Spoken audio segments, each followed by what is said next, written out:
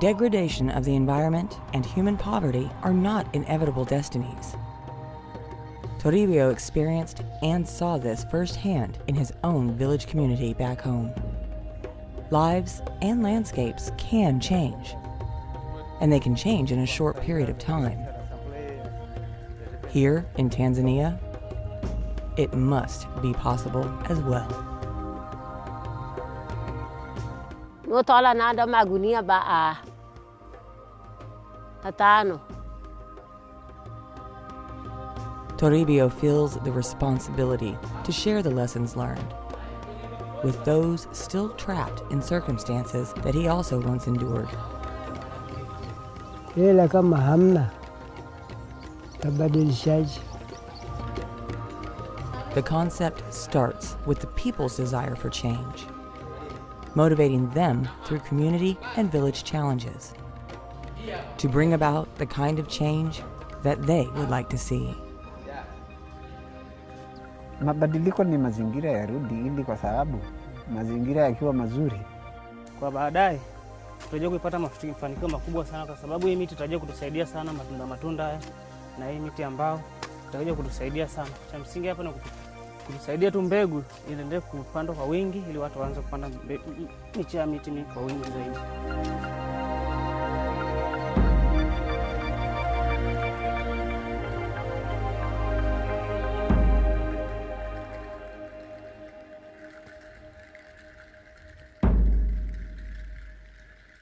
At the heart of this approach is a rather unconventional notion that challenges the paradigm that fundamental change is slow and painful.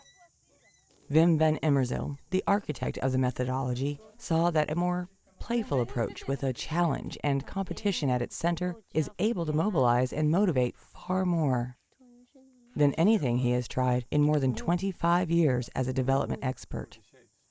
Money only enters the stage in the form of a prize at the end of the challenge, when social recognition for all competing households and villages is a guarantee. This approach is the very opposite of the free handout and traditional development aid practices that have largely been unable to achieve their objectives for half a century.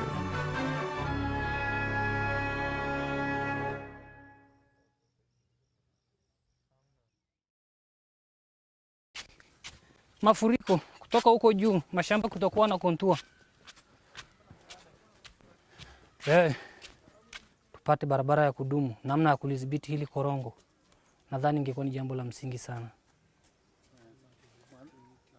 Na kupanda miti katika maeneo husika, kontua yatengenezwe kule mashambani.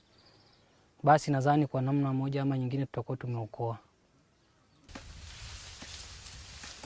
It is the people who, along with the steering committee, decide the nature of each competition. Fodder trees, fruit orchards, and the enhancement of their homesteads are the first three categories selected.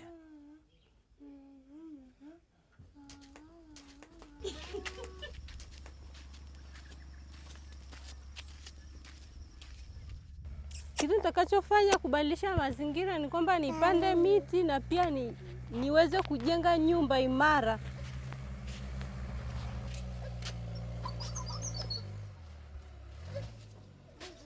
Iendelee kutuletea miti, sana sana miti ya matunda kwa ajili ya kupanda na baadaye kupata matunda, kwa sababu pia biashara ya matunda inainua maisha ya binadamu.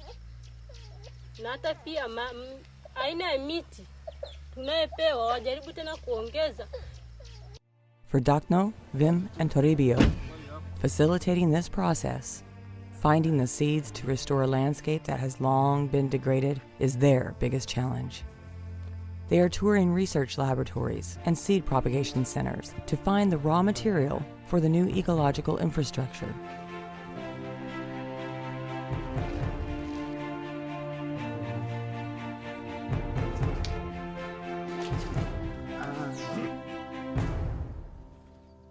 Nothing but the seeds they would provide. Both communities themselves will have to manage and care for their own nurseries from the very beginning in order to win the competition. It is also the communities themselves who appoint judges to evaluate and grade the progress made in nurseries and homesteads.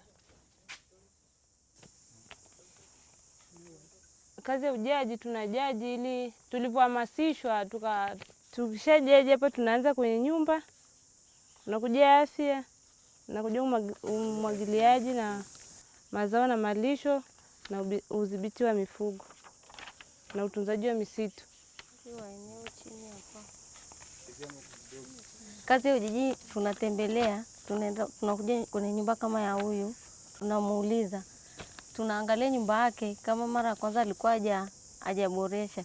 Kwa hiyo sasa hivi hapa tumemwangalia hivi, katika ile kupita ameshaboresha nyumba yake, ampiga rangi zipo zote. Ndani tumeingia, ambakiza kidogo. Kwa uelewa wangu au uzoefu wangu, kwa mara ya kwanza tulivyoanza ilikuwa tuna uzoefu, lakini kwa jinsi tulivyoelekezwa, kwa hiyo sasa hivi tuna uzoefu. Kwa sababu mtu unakuta nyumba yake ilikuwa ni mbovu, ina mabonde, kwa hiyo anafurahia anakuwa amerekebisha nyumba yake.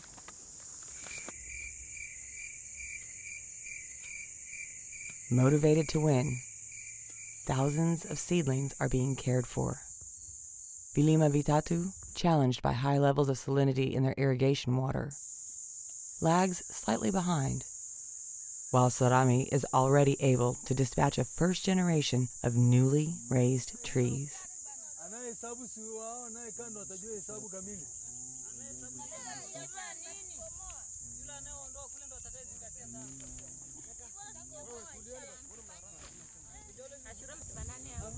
Ni kupanda eneo ambalo halina majani kwa ajili ya ng'ombe.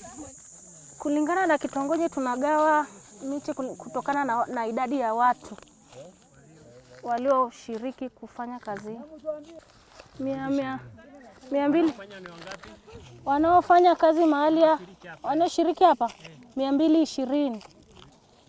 Wanashiriki kwa sababu wanakuja pia kujifunza namna ya kuzalisha miche ya miti baadaye, ili hata tukibaki wenyewe tunaweza kuzalisha miti mingi kwa kiwango kikubwa. Hapa ninatoa miche ya miti. Nafikiria kwamba baadaye kiongezeke zaidi, tuzalishe miti mingi zaidi kwa ajili ya malisho ya ng'ombe na mbuzi. Italeta matunda mazuri, maana baadaye tutapata malisho, badala ya kuchunga ng'ombe mbali au mbuzi mbali, tutachungia nyumbani. In less than a year, Toribio not only won the community's attention, but with Swahili words, their hearts too. Hapana mingi dogo. Chakula ng'ombe. Hapana matunda. Hii chakula na mashiwa, ng'ombe na mashiwa. Chakula hii mashiwa mingi. Kaliandra bisuri chambane hamna maji bisuri hii. Kupanda bisuri. Na jinsi ya kupanda Toribio atatuonyesha. Kishu. Angalia, hii hapa itakukata con kishu ya nipia na kota. Ya. Hii hapa wanasema inakata kwa sababu unakuta si imeshajikunja. Kwa hiyo unapokata hapo ukiweka hivi haifai. Kwa hiyo unakata na kisu vizuri ili kutoa hii mizizi ambayo imeshakomaa na kujikunja ambayo ilikuwa isafiri. Kwa hiyo itaota mengine. Ya. Hapa chini. Haraka. Chakula hamna chakula.